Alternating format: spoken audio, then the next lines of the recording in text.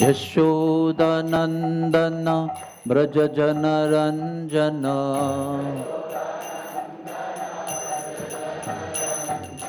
यशोदानंदन ब्रज जन रंजन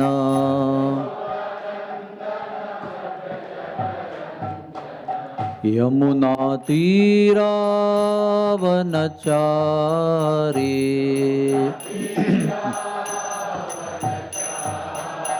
यमुना तीरावनचारी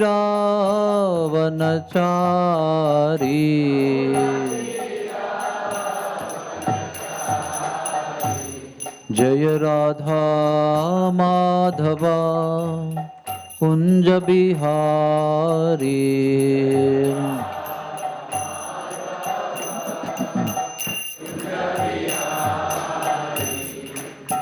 हरे कृष्णा कृष्ण कृष्ण हरे हरे हरे राम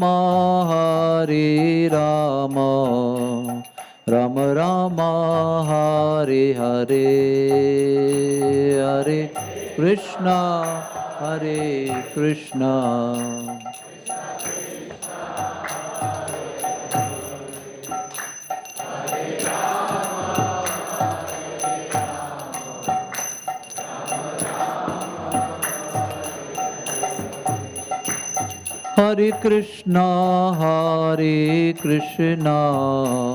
कृष्ण कृष्ण हरे हरे हरे राम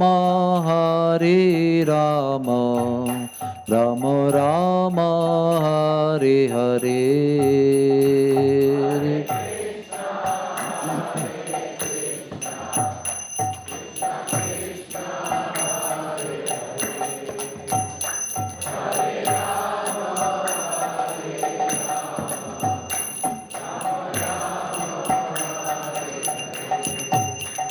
हरे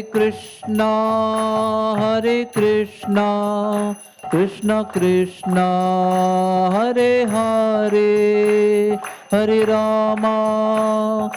राम राम राम हरे हरे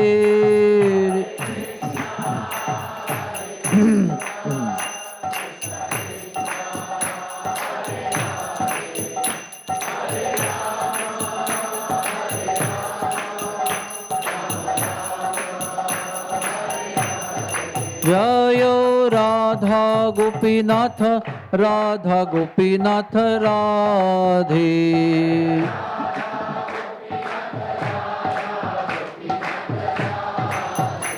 जय गौरनिताय जय गौरनिताय जय गौरनिताय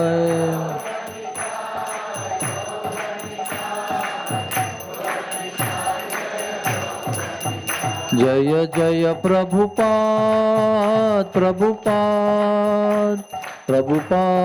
जय प्रभुपाद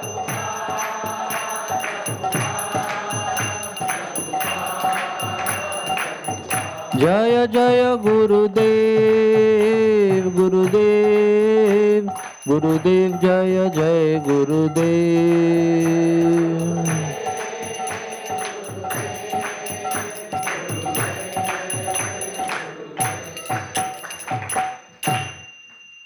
थैंक यू।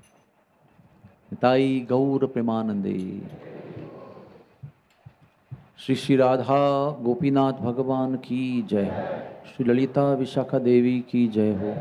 श्री श्री गौर निताई की जय। श्री श्री गिरिधारी गोपाल की जय। श्री श्री राधा गोपी जन वल्लभ की जय। श्री जनार्दन स्वामी महाराज की जय। निताई गौर प्रेमानंदे। ओम नमो भगवते वासुदेवाय।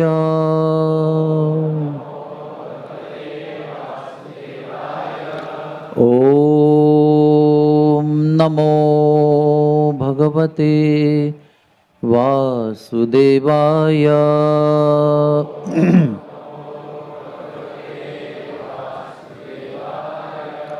ओम नमो भगवते वासुदेवाय।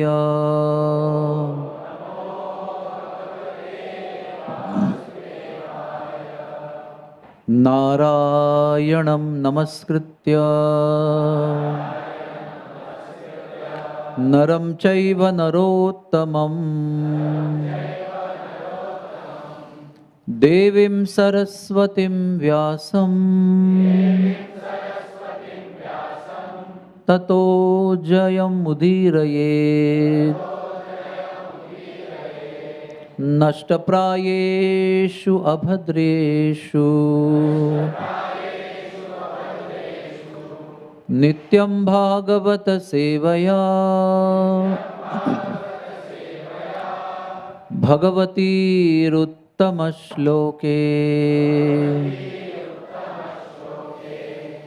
भक्तिर्भवति नैष्ठिकी। कृष्णाय वासुदेवाय देवकी नंदनाय च नंदगोपकुमाराय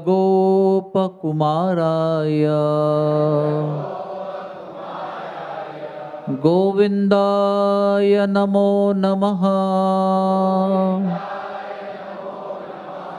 गोविंदाय नमो नमः। तप्त कांचन गौरांगी राधे वृंदावनेश्वरी वृषभानुसुते देवी प्रणमामि हरिप्रिये। प्रणमामि हरिप्रिये। हरे Krishna. Welcome all of you to the Sunday Bhagavatam class.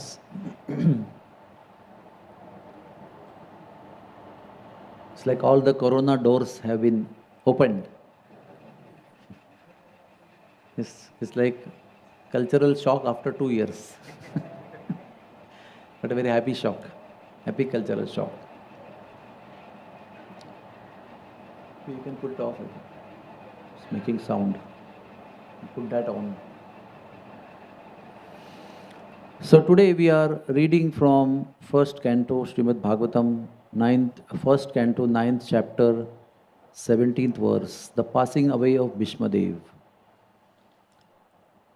Tasmadidam daivatantram vyavasya bharatarshava तस्यानु विहितो नाथा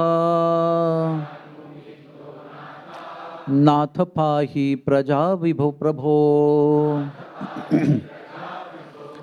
तस्मादिदं दैवतन्त्रं व्यवस्य भरतर्षभ तस्यानु विहितो नाथा नाथ पाहि प्रजा प्रभो। तस्मादिदं दैवतन्त्रं व्यवस्य भरतर्षभ तस्यानुविहितो नाथा नाथ पाहि प्रजा प्रभो।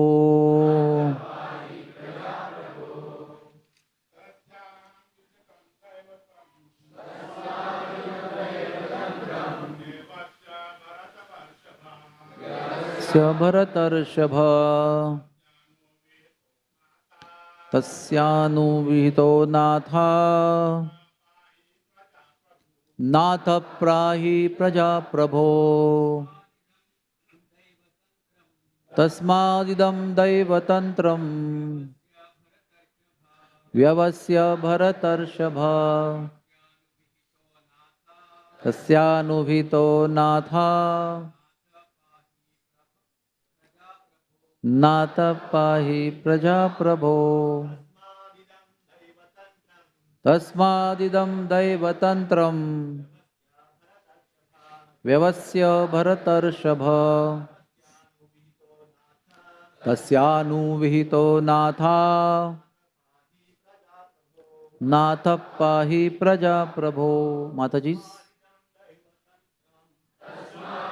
Daivantram Vyavasya Bharatarshava Tasyanu Vihito Natha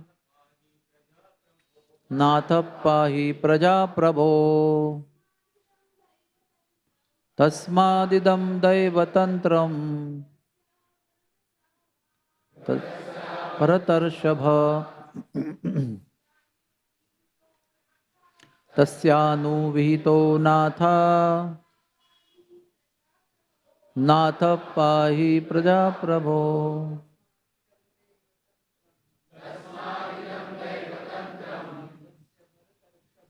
Vyavasya Bharatarshava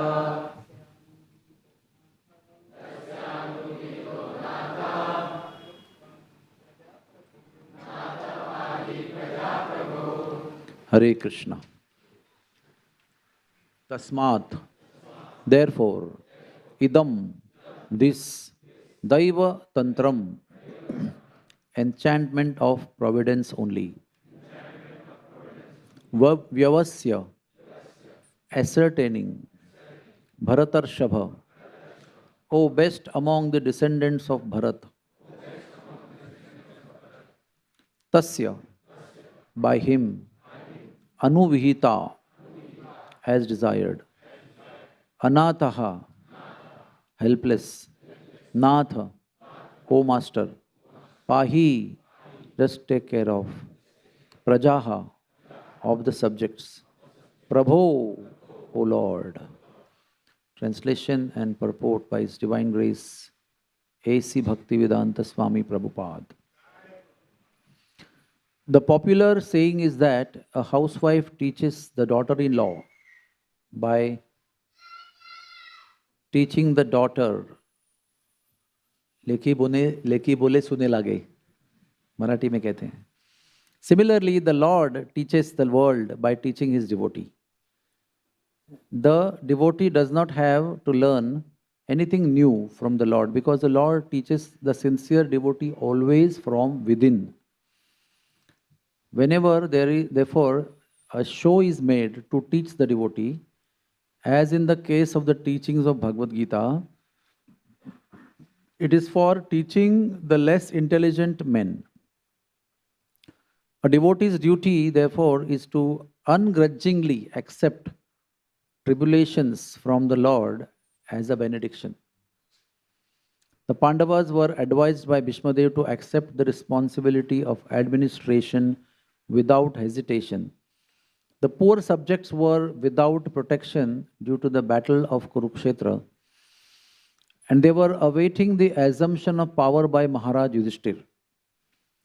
A pure devotee of the Lord accepts tribulation as favors from the Lord. Since the Lord is absolute, there is no mundane difference between the two. Om Agyana Timirandhasya Yananjana Shalakaya Chakshur Unmilitam Yena Tasmai Sri Guruve Namaha Sri Chaitanya Manobhishtam Stapitam Yena Bhutale Swayam Rupak Kada Mayam Dadati Swapadantikam Jai Sri Krishna Chaitanya Prabhu Nityananda Shri Advaita Gadadhar Srivasadi Gaura Bhakta Vrinda Hare Krishna Krishna Krishna Hare Hare Hare Rama Rama Rama Hare Hare. We will chant once more loudly. Hare Krishna Krishna Krishna Hare Hare Hare Rama Rama Rama Hare Hare. Hare Krishna. always there is more potential than what is realized. And we are always a little bit miserly in using our full potential. Let's chant one more loudly. Hare Krishna, Hare Krishna, Krishna Krishna, Hare Hare, Hare Ram, Ram Ram, Hare Hare. Thank you very much. So, this chapter, 9th chapter of first canto, where the divine passing away of Bhishmadev is described. And the background to the story is like this, that Mahabharat war has now ended. Pandavas have won the battle. They were about to become the kings of the universe or whatever, the earthly planet, Chakravarti Samrat. And Yudhishthir Maharaj is sad. This is a very unique situation. Because although Yudhishthir Maharaj is Yudhishthir Maharaj, supposed to be now next king, so qualified in everything, but he is a Vaishnava from the heart. There is always a public aspect of somebody, a personality, and there is a private aspect of a personality. The public aspect is becoming a king, leading people, doing so many things. But personal aspect is being a devotee of the Lord, to love the Lord. So like Lord Shiva, a public aspect is to do destruction and Nataraj and so many artistic items, being Mahadev, and so many things are there. But privately, he is a very sweet Vaishnava devotee of the Lord. So like that, every personality has these two aspects. One is public appearance and one is private, internal, confidential situation. So the internal confidential situation is he's feeling that all this massacre took place because of me. To make me king, all this happened. So he was feeling responsible for all this massacre, and not less, Only 7 people lived out of 18 Akshauhini Sainya. Only 7 people lived. So not 7, I think. I'm not 4 plus 3, 5 plus around 8 or 9 people. Ashwathama, Kritavarma, Kripacharya on that side, and this side 5 Pandavas, and nobody else, I think. So much of massacre from this side and that side. He felt it because of me it happened. And he's taking responsibility that I am responsible. Now Acharyas explain that he was not responsible at all. Even Bhishmadev explains here. That is the power of time. Time, Kala, is acting in his own accord. And even Brahma, Shiva and Deva Rishis and every great soul cannot understand what is the plan of the Lord through the power of time. So Acharyas explain very beautifully that in the material world, people shun away responsibility when they are responsible. When they are actually responsible. But they put the blame on others. Because of you it happened, because of you it happened. And when it comes to take credit of some good things, they will steal it from others and say, see, I did it. In my leadership this happened. But a Vaishnava is exactly opposite. It sometimes looks like Vaishnavas have inferiority complex. They don't have confidence. That's why, they are always like this, low esteem. It is not like that. Humility and low esteem are two different things. Low esteem is based on false ego, that I am great and I can't tolerate me being so low fallen. That's how you come to low esteem situation. But humility means you are great, but you still feel you are humble. Like in front of ant, if the ant is challenging elephant, and elephant neglects, it doesn't mean elephant is coward. Elephant is strong, but he doesn't want to get into this ant business. So okay, I don't want to fight you. So ant is saying, you fight with me. And the elephant is saying, no. You can be victorious, no problem. Like Rupa Goswami, that Pandit came to defeat him in Vrindavan. He was challenging. He was told that if you defeat Rupa Goswami, you will be the sovereign Pandit all over the world. So he came to Rupa Goswami. Rupa Goswami said, yes, I'll sign immediately. I'm not a match with you. Because he was so qualified, he could have defeated him, but he said, no, no, no, I am not interested. So it was taken as Rupa Goswami's weakness or lack of knowledge or incapability. So he was very happy. He told, sign, just don't say, you sign. So he signed also. But then Jiva Goswami thought, my Guru Maharaj, my uncle is being, in such a way, in one way insulted, or, what you call, demeaning is happening, belittling is happening. So he just challenged him and defeated him within no time. That also is humility. That's not arrogance. To protect the dignity of spiritual master, the disciple has to fight. So humility has different connotations when you come on spiritual platform. In material life, humility is considered to be cowardice and weakness. So Dharmaraj is, Yudhishthira is exhibiting a very high Vaishnava nature. That although he is not responsible, he is feeling responsible. So very sad actually. And Sri Krishna also could not console him. Amazingly, right? What Sri Krishna cannot do? Sri Krishna can do anything. So apparently the scene was that Yudhishthira is crying and crying and crying and blaming himself, and Krishna trying to console him but unable to console him. So Krishna directed him to Bhishmadev. So there our acharyas explain that Krishna wanted to glorify Bhishmadev actually. What he could have told and pacified Yudhishthira, he wanted Bhishmadev to speak from his lotus mouth and get the glory that Bhishmadev is so great that even on the Sharapanjara, on the bed of arrows, he could speak such wonderful education to Yudhishthira Maharaj. So that's how the whole story begins in this chapter. Yudhishthira Maharaj is brought by Krishna to Bhishmadev on the battlefield of Kurukshetra, who is lying on the bed of arrows in the most painful condition. So many things we can learn, we'll elaborate. So Bhishmadev first narrated all the things that happened in Pandava's life. In fact, Bhishmadev apparently was in Hastinapur, I don't remember any story where Bhishmadev came to Vrindavan to have some pilgrimage. He's always in Hastinapur. But the way he narrates Krishna's childhood pastimes and Krishna stealing butter and Mother Yashoda scolding him and tying him and Krishna killing demons and performing Rasa Leela, amazing, amazing.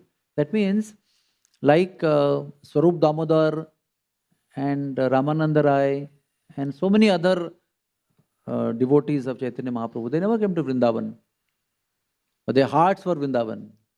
Some of them were sent to Vrindavan by Chaitanya Mahaprabhu. But other devotees, it is explained that they stayed back to propagate Vrindavan consciousness wherever they were. So it's not that, they never went to Vrindavan, so they may not be bona fide devotees of Krishna. They were never went to Vrindavan. How can they be bona fide devotees of Krishna? When Chaitanya Mahaprabhu wanted to go to Vrindavan, how did they not go? But pure devotee, wherever he is, he has Krishna in his heart. And because Krishna in his heart, Vrindavan is in the heart of that pure devotee. Even Krishna, he may be in Dwarka, he may be on the battlefield of Kurukshetra, he may be in the Hastinapur, he may be anywhere. But Radharani in his heart. That's why there is something called as Radha Parthasarathi Mandir. In the middle of the battle also, Radharani in his heart is in his heart. So Bhishmadev narrates beautifully. And also he comes to the point of explaining Yudhishthira Maharaj about all the past sufferings that they went through. See, it's a very beautiful way of counseling actually. Appreciating, showing empathy, giving counsel, giving strength by narrating Krishna's pastime. It's all very beautiful scientific way of counseling. The way he brought Yudhishthira Maharaj to a tranquil condition. All the psychological counselors, should study the way Bhishmadev is talking and what platform he's talking. He's having already maybe 3.5 crores arrows in his body. It is not that he's sitting in the couch nicely in the air-conditioned office and the counselee has come and he's nicely following the steps 1, 2, 3, 4, 5 and counseling. That's another way to look at, when the distressed counselee comes, you may be also in distressed condition on your own way. But the counselor is so compassionate. He is extending himself in the most painful condition. So he is, empathizing with Yudhishthira that yes, I know your mother had to go to forest in first place because your father got some curse from somebody and they lived in forest. Although being Rasta, they lived like mendicants and fetching water from river, servants around. And then suddenly your father died and your co-mother also entered the fire with father, and 2 of her and 3 of her children, 5 children, she had to take them to Hastinapur. And so much embarrassment was there. You are not wanted. They were happy that you are not there. And now you are coming back with your 5 children and you are already widowed. You need shelter. So that time Bhishmadev of course gave shelter and really made them comfortable. But they had to undergo a lot of troubles. Always Duryodhan was trying to kill them. So many ways, poison cake and fire and so many tribulations. He's narrating that you had undergone so much. So then he's saying, so much of tribulations you underwent, but all this is within the plan of the Lord. Please understand, he's telling. So he's empathizing and then also telling that don't worry, this is all within the plan of the Lord. The Lord's plan is inconceivable and you did not suffer because of your karmas. That also he mentions very beautifully. Don't think that you are sinful, that's why your past karmas were fructifying and you are suffering with this kind of sufferings. No, Pandavas and Kuntis did not suffer due to their previous karma. So it is all due to the inconceivable will of the Lord. And Bhishma also wonders how time is so powerfully controlling in spite of the presence and actions of the virtuous Pandavas and Sri Krishna. That is something very amazing. Sri Krishna was present. He was present in Vrindavan also. But still all the miseries and calamities were happening one after another. Krishna was there in Hastinapur also. Pandavas were there, so virtuous. Every single person was pure devotee. The aura of a pure devotee is so powerful. It mitigates all the miseries, but they were undergoing miseries one after another, getting purified in one sense. So Bhishma also is wondering how it is possible. Person like you is personified, dharma is present, but still you had to undergo so much difficulties in life. So he is also feeling bad about it. And then he is telling, don't worry, you are not the only one. Even Brahma and Lord Shiva and Narad Muni also cannot conceive why the Lord is doing what he is doing. And what is the internal plan of the Lord in doing what he is doing and getting things happen. Doesn't he know that now Duryodhana is going to poison Bhima? Couldn't he have stopped? Doesn't he know that he is building a house of lac and is going to burn them in the house of lac? Couldn't he have, why he did not prevent that to happen? So it's all inconceivable because the Lord is letting the devotees go through and he wants to exhibit the glories of the Lord to all the people in the world. See, this is my devotees. These are my devotees. They have not complained any time. What is the use of you being Krishna in our life? What is the use of you being with us all the time? Still we are suffering. Then why we should be your devotees? Why should we keep faith in you that you will save us? So many questions can come, no? Which we usually ask when difficulties come. Hare, what is the use of chanting Hare Krishna for so many years? Why this is happening to me only? There are so many sinful people in the world. This could have gone to them. And I am chanting Hare Krishna and still things are happening to me. But never you hear in whole of Mahabharata, anywhere, any of the Pandavas or Kunti are saying like this. In fact, Kunti is like another person. She is saying, let the calamities come again and again. My God, this is like unrelatable, very difficult to relate with. I don't want to become like that, Baba. So much of difficulties that I have to still say, thank you, my Lord, let the calamities come again and again. Vipada, Shantuta, Shashvat. But it takes one to know one. You need to be a kind of a devotee within yourself to understand the mindset of Kunti Devi. Because I told you, something is external and something is inside, private, confidential. External is so much of suffering. But internal processing is such such a Vaishnava processing, such a divine transcendental processing of every event is there, that actually these all things are meant for my good only. It takes courage, it takes devotional substance to know this, that all these so-called painful circumstances are meant for my ultimate welfare. Thakur Bhaktivinoda also is saying in the same thing, Tomara sevaya dukkha hoya jata, sevata parama sukha. Whenever I suffer miseries in your service, not outside doing some activities, while doing your service, whenever I suffer, I feel I'm getting purified. Nashaya avidya. I mean, all the avidya, ignorance is destroyed within me. But for which you and me need to be on some spiritual platform, if not on the elevated platform. And you and me need to be also in the association of sincere devotees. With these two things, you can understand actually, yes, I suffered, it was so painful, but actually I understand it is for good for me. And that's why devotional life becomes so glorious actually. Devotees are seen to be, suffering in wholesale manner. Believe me. I'm not trying to scare you. But as soon as you become devotee, suffering start. Why they start? Because Lord wants you to get finished with everything. And Lord has a plan of His own personal supervision while you are undergoing suffering. So that He is not only making you suffer, but He's trying to make you elevated and purified. For the non-devotees, sufferings are suffering and painful as a reaction of their past karma. For the devotees, it's not only that, it's also upliftment of the soul towards His lotus feet. And He is under His personal supervision and guidance that is happening. He is not allowing Maya to act fully. He is taking the reins in His hand and doing everything for His devotee personally. That's why devotees like Kunti Devi can have the courage to say this. Because they know all this has happened for my good. I have faith. Whatever happens next also will be for my good only, by your arrangement, my Lord. So, he is recounting the events and appreciating Pandavas and their mother and the way they went through life. They never left their virtue because of sufferings that they had.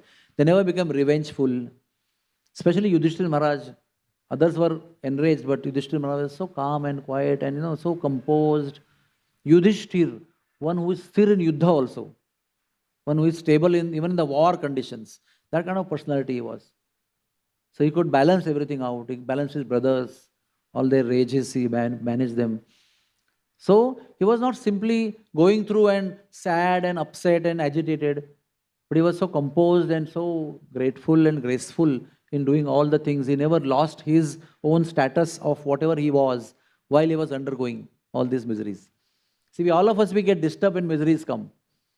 Other times when things are all right, we are appearing to be very peaceful, very devoted and very committed and all. When difficulties come, we do get agitated. There is turbulence is there. But with the kindness and kind association of devotees, we can be also graceful and grateful, like Yudhishthira and the Pandavas, when they went through all the situations. Then he said, after appreciating, empathizing, and giving this philosophical understanding, he says, accepting the inconceivable plan of the Lord, now you should follow it as it is. Now you should not think about it. Now you have understood that this is Lord's plan. It is inconceivable, not only to you, even to Brahma and Shiva also is inconceivable. So it's okay. But now you should abide, you should follow by the desire of the Lord. So he's preparing them. He's taking him out of his misery and now placing him on the platform of performing his duty, irrespective of feeling bad or not bad. Because ultimately, whether you feel bad or not bad, you have to go on doing your duties. You cannot waste this valuable human life just sitting and crying. Oh, why this happened? Oh, it should have happened like this. I should have acted this way. I shouldn't have acted that way. Yes, you can always do the manthan, but that manthan should not stop you from doing your duties. Because the duties are very important, but those duties will take you towards the Lord. If of course the duties are Krishna conscious and as per the dharma, as per the welfare of everybody and yourself. So he is now bringing Yudhishthira to that platform, ki please do your duties. A devotee's duty is ungrudgingly accept tribulations as benedictions, as favors coming from the Lord. So, Kunti Devi underwent all the miseries, but you never see her thanking the Lord immediately after the misery. Okay, Bhimsen was poisoned. Thank you, my Lord. It's your mercy. My children are getting burnt with me. Thank you, my Lord. No, she is telling all this thing at a one opportune time when Krishna is leaving from Hastinapur to Dwarka. Isn't that right? So that also gives us some provision that today, if you are suffering miserably, not necessarily today only you have to thank. Tomorrow morning you can thank in the morning. You sleep nicely and get up in the morning and then reconcile and say, thank you, my Lord, for yesterday's misery. It's possible, it's good. If you are not able to do that right in the middle of misery, if you can do that, then you are a great personality. But Brahma says, doesn't matter. Even after that, you bow down to the Lord, you are thankful, you are graceful, and you appreciate Lord's mercy on you. Although you don't understand, you understand that you don't understand, but it is still there, You don't understand how it is mercy, but you still understand it is mercy and you accordingly act. That is wonderful. So, suppose you have not thanked the Lord for the past miseries and now you have come out of it, you can thank them for the miseries now, no problem. Because whenever you thank the Lord for past or present miseries, you get tremendous spiritual potency within you. Tremendous strength comes within you. Spiritual power to progress in Krishna consciousness and to serve the Lord in a positive attitude. So, how we should take all the tribulations? Ungrudgingly. Don't crib constantly. Why me only? What wrong I have done? So many years I am doing so many things. Why me only? How do we know what is good for us? No. Only Lord knows what is good for us. What we know what is good for us is as per our senses and how our mind feels.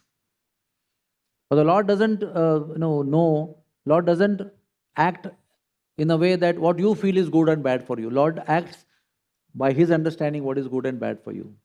So you have to give that liberty to the Lord. My Lord, I say that I've submitted myself to you, but still I'm grudging. Still I'm complaining and cribbing. So my Lord, yeah, it's painful. I'm like a child. I will still crib. But my Lord, you keep doing what you want to do. At least that conclusion we should come up to. And that courage we must have. That finally, my Lord, I am going to crib. Please forgive it and please ignore it. But you do what is best for me.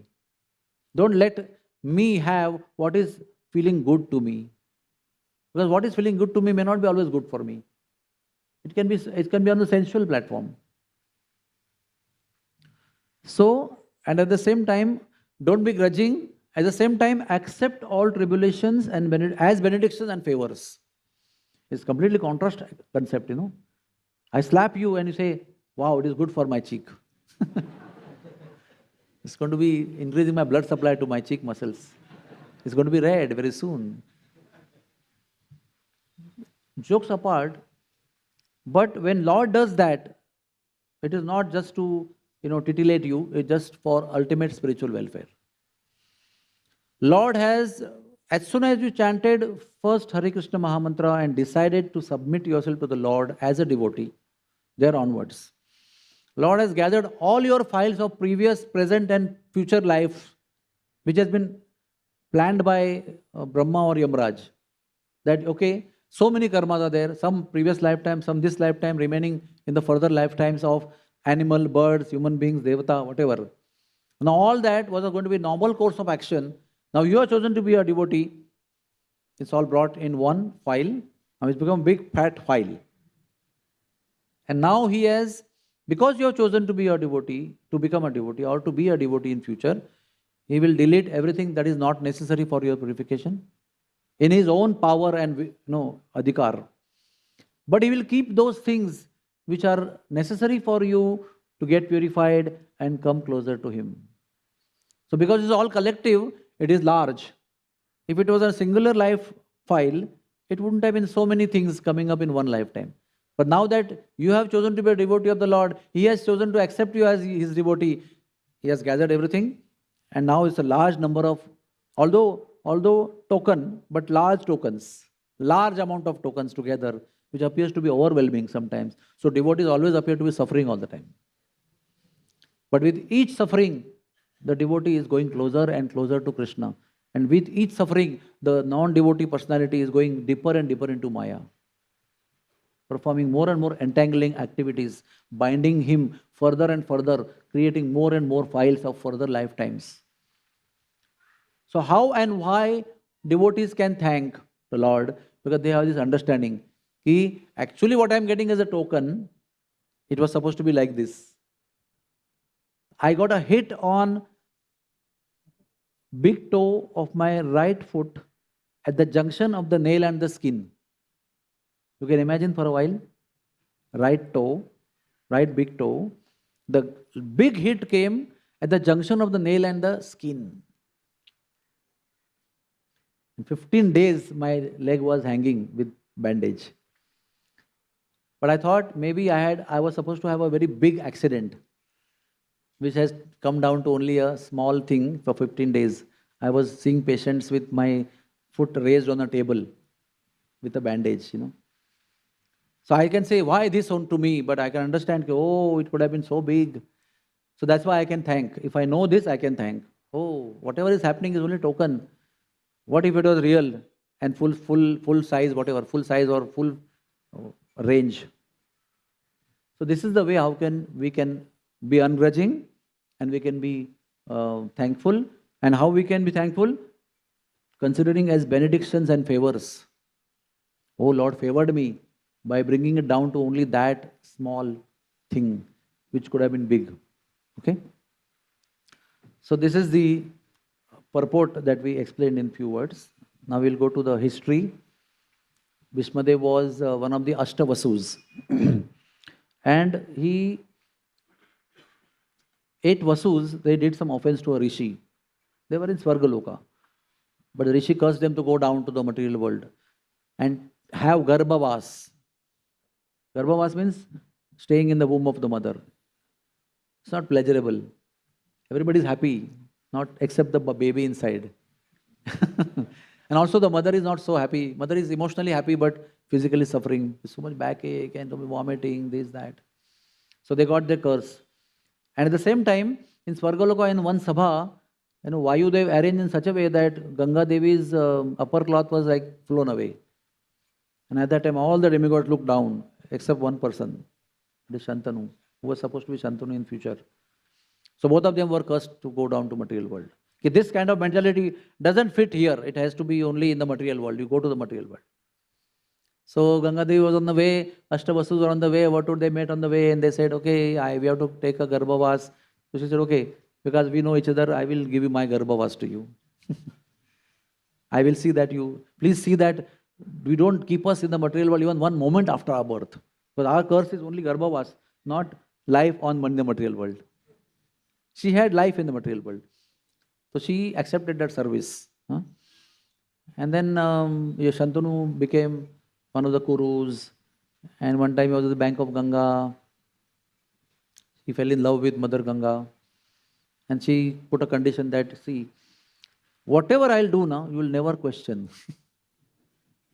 So nice, na? If all ladies have that benediction from husband.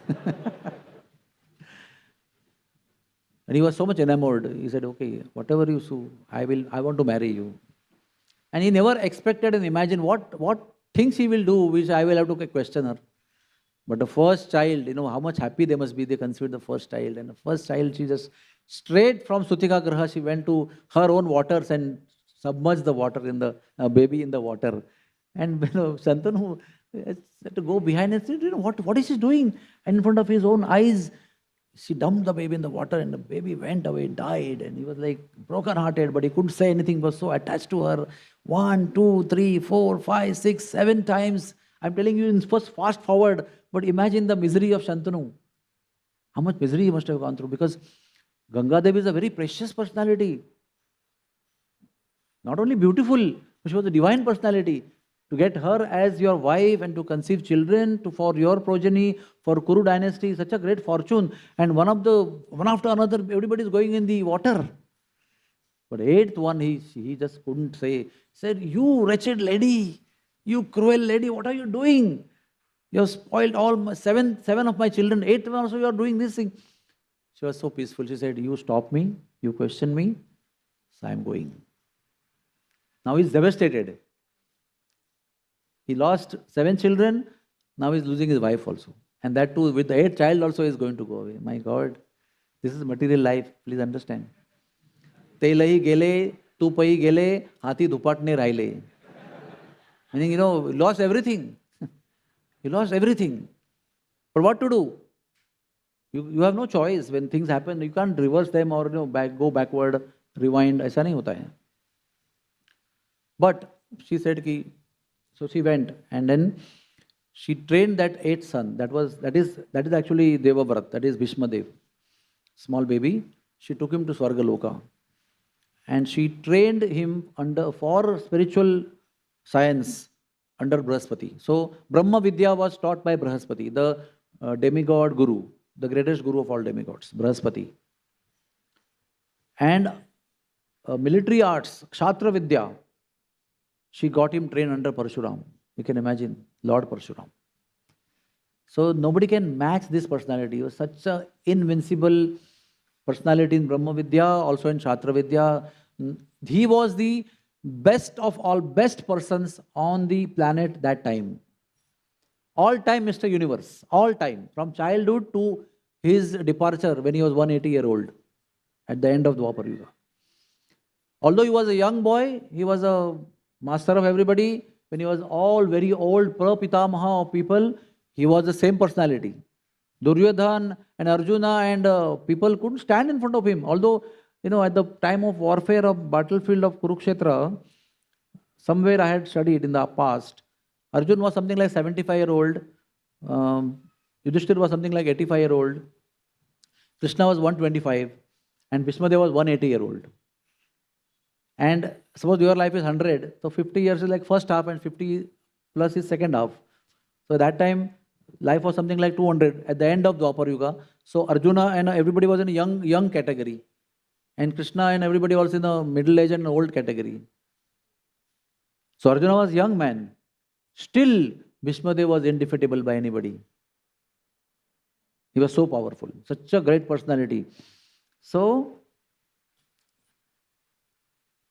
why he fought from Kaurava side? So our teachers explain us that external reason was that, Duryodhan maintained him on salary, on a particular post. Like we say, namak khaya tha uska. Duryodhan had maintained him. He had maintained himself, his body, his existence on Duryodhan's salary or on his shelter. Because he was technically the biggest Kuru. But because he gave up the chair, the chair came to Dhritarashtra and then came to Yuvaraj Duryodhan. So once you give up your chair, you can't claim the power of the chair. So the power of the chair was with Duryodhan. So apparently, although he was the biggest and the senior-most Kuru, he was now maintained by the existing powerful Kuru. I mean, person who has Adhikar. So he also accepted the position of being subordinate, being a servant to the Kuru dynasty. He was serving Dhritarashtra and the Kuru Singhasan. So that's why he thought, I'm obliged by Kauravas, so I should fight from this side. But our teachers explain us that internal reason was, he knew that Krishna wanted to prove to the whole world, that although you are the topmost of a personality from spiritual and material point of view, power point of view, all points of view, even then if you take the side of asatya, then you will be vanquished, destroyed. And he was the best person to be chosen, to go on that side and to prove that even you, if you go on wrong side, you will be destroyed. So, even the greatest person is on the side of asatya, he would be destroyed utterly, not like anything, but utterly he will be destroyed. It will be obvious to everybody. Although you are he, if you side the wrong thing, you will be destroyed. So, now, there are many stories in life of Krishna and Bhishmadev and Pandavas. Okay, So, the war has started now. And Bhishmadev was the Senapati of Kaurav side. So Duryodhana was so confident, only because Bhishma is on my side, my victory is 100% sure. He was so confident, he was so relaxed actually. But in the course of the battlefield, he saw that Bhishma is fighting a very friendly war. He's just like, enjoying fighting. He's not really fighting fiercely. Ek hota hai na, fighting is like fighting to win, desperately from moment one to the whatever moments are there. You can see that this guy is fighting like a fire. He doesn't want to have the battle for 20 days. He wants to finish in one day. You can make out. But here, 8 days have passed. And what is happening is, Lutu Putuchi Ladai. That means it's like, Duryodhana could make out that there were so many chances to actually kill Pandavas, but he's not shooting the, final arrows, effective arrows that could kill. So he understood that Bhishmadev is in love. So in the evening he met after 8th day. I don't think you are our Senapati. Looks like you are their Senapati. You are wearing a garb of my Senapati, you are fighting on their side. And your all activities, your all formations and strategies are all meant for Pandavas to win. It doesn't look like to me. I can watch, I can see that you are actually all planning for them to win. Plus you have also given them blessings before the war. Vijayi Bhava. What is this? You are my Senapati and giving them. He said, yeah, you didn't come to bow down to me. They came to bow down to me, so I have to give them Vijayi Bhava Ashirwad. You are failing at every step. What I can do? They are virtuous. And it is a fact that I love you. I love them. Then he said, you are a coward. You don't have courage. Like, there's a trick, to instigate a Kshatriya. You have to only insult that person. And especially about the power and the courage, sahas. So he did that. He was a very cunning fellow, but he knew the niti very well. So he did that. And of course, Bhishmadev was Kshatriya. So he was enraged. He said, tomorrow I will kill Pandavas with these 5 arrows. So Duryodhana said, give the arrows to me. Before you change your mind overnight, see क्या होता है ना, हमारे हिंदी में कहते हैं ना, रात गई बात गई. So if you suppose say something and you sleep, next morning whole the mind is changed. The sleep can really make you so happy and peaceful. So always we say that any turmoil in life, take a tablet and go to sleep. After you wake up, your mind will change and you will be in a better position to take decisions in life. So you may change your mind in the morning. So give it to me. So now everybody in Pandav Tambu is sleeping very nicely. Except Krishna, who is awake. He has taken responsibility, na? The people who have given the responsibility are sleeping very nicely. The person who has taken responsibility is so miserable, he is not sleeping. So he said, Arjuna, let's go, come. Where? You just come. So first he woke him up. He said, why are you sleeping so peacefully? Get up, you have to go. So he took him to Duryodhana's camp. And Duryodhana said, oh, my younger brother, you have come. What can I do for you? So he had told him, when he'll ask you that, because he's a very cultured person. Although he's Duryodhana, he's a very cultured person. And in the evening, he's not going to shoot arrow on you because you have come without any weapon. He will ask you, what do you want, my dear brother, my dear younger brother, Anuj brother? That time you say, those 5 arrows you give me. So as soon as he asked that, Arjun said, I want those 5 arrows. And he immediately gave, because Kshatriya is a man of a word. Kshatriya cannot say something and not do.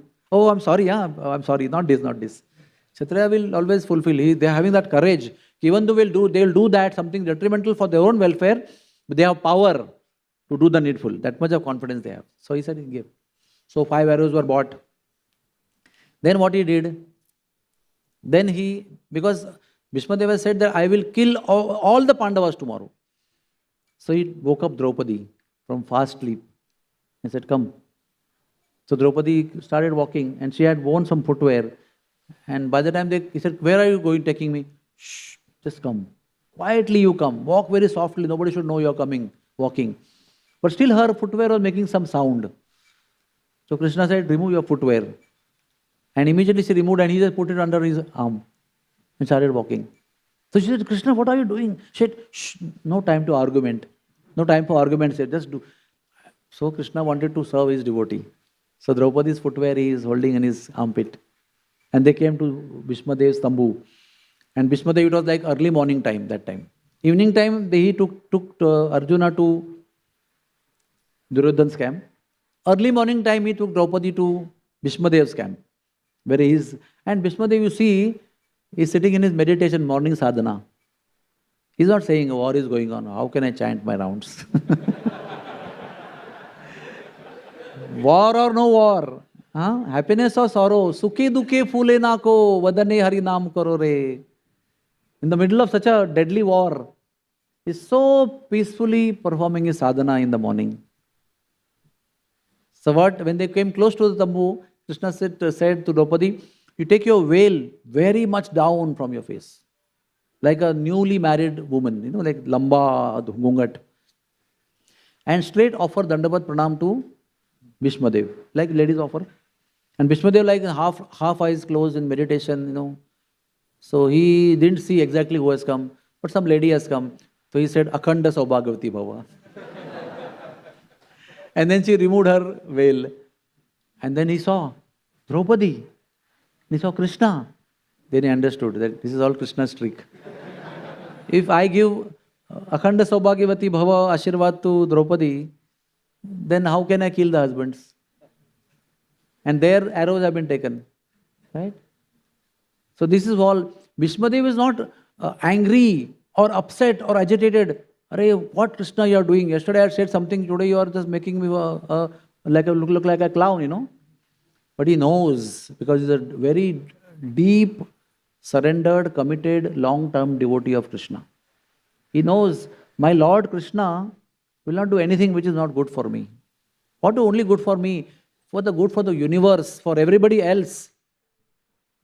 And he knew that this person who is my actually nephew is Supreme Personality of Godhead. So although he was interacting, accepting his obeisances whenever Krishna would come, all the things were happening like routine Ishtishachar. But he knew that this person is my Lord, my worshipable Lord. So whatever he does is fine with me. Let me see now exactly what happens. And then after that, next morning, Duryodhan, he went to Duryodhan and said, give my arrows. He said, my arrows are gone to Pandava's side. And Bhishmadev also knows that I also given benediction to to Draupadi. So he was said, but still I will show you my prowess. And in half a day, he destroyed half the army of Pandavas. 7 Akshayani, 3.5 Akshayani is finished. Finished within no time. There was such a rain of arrows, such a rain of power, overwhelming power was there that there was no chance, Bhimsen, Yudhishthir, Arjun, all were crying. They were helplessly crying. It is explained by Radhanath Swami that Arjuna was on the ground, weaponless, on the ground, helpless. I think after that only Duryodhan went and told Bhishmadev. I may be a little wrong, because then he saw that all of them could have been killed by you, but you didn't kill them still. And that's how he said. So, that evening, it was another disastrous evening. What to do? Tomorrow if we behave the same way, then we are finished. So they had a meeting and they said, Krishna said, the only way is, or I can see the only way, you cannot stand in front of Bhishmadev at all. There is no way, nobody of you, or all together with you, all together you come. There is no way that you can do anything with this Zanzavat, the cyclone. So what to do? He said, I have one upay. Would you agree? He said, yes, whatever you say. He said, you have to go and ask him how to kill him. Because he is Ichhabharani, he has got benediction from his father. So nobody can kill him also.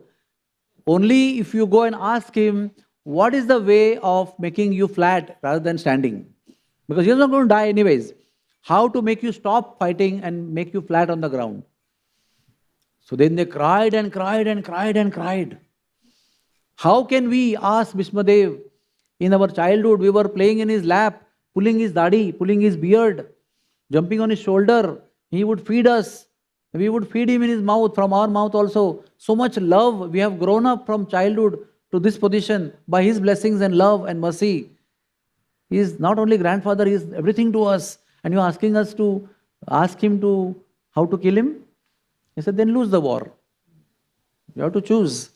Whether you are attached to dharma or whether you are attached to grandfather. You decide. See, Krishna is very clear, he is not mixing up emotions with the duty. When the duty comes, then all emotions have to be kept aside. However painful, happy it may appear to you. So finally, he gave time to Pandavas. Okay, you take your time, 1 hour, half an hour to settle down and to accept. And they accepted and they all went to Bhishmadev. And now they go to Bhishmadev and there's so much of love. They have so much of love for Bhishmadev. Bhishmadev has so much of love for Pandavas. It's like such a scene. And they just go to his tent and they are crying and crying and crying only. So Bhishmadev is saying, what happened? Speak. Why are you not speaking? And he's asking and they are crying because they know what they are going to ask and they cannot ask. So he's saying, ask, my dear children, ask. And finally then, I think Dharmaraj or Arjun asked. And they were thinking that Bhishmadev will become devastated to hear the question. But how devotees, Vaishnava Kriya Mudra, Vigyena Bhujaya. Nobody can predict how the Vaishnava will behave on a particular occasion. You may think he will behave in this way, but Vaishnava will behave in a totally opposite way. Instead of becoming upset or sad, he was so blissful. He said, I was waiting for you to ask me this question because I knew unless you ask this question to me, none of you can ever defeat me or have me out of the battle. So I'm very blissful. I'm also fed up with this life of such a long duration, undergoing so many things which I didn't want to see, didn't want to handle. But I was supposed to handle and I had to handle. Now I think the good time has come that you have come and asked me. And he knew from behind who is the Sutradhar. See, kitna surrender, just imagine, na? He knows everything, who is doing all these things, but he is accepting each and every step as wonderful and as mercy by the Lord. And he told, if anybody who is Napusak, who is eunuch, who is not a man or a woman, third gender, if he comes in front of me and challenges me, Savdhan Bhishmadev, then I will put my weapons down. I cannot fight.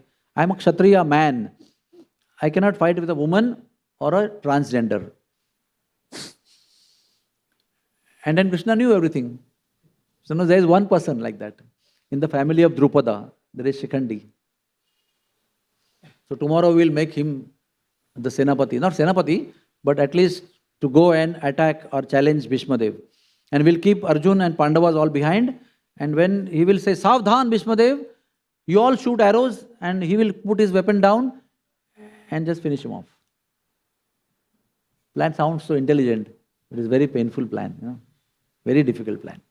But what to do? For the sake of the whole world, for the sake of the whole world's welfare, the Pandavas had to take up that decision. And the next day, Shikhandi is a pre-timer Amba who wanted to actually finally marry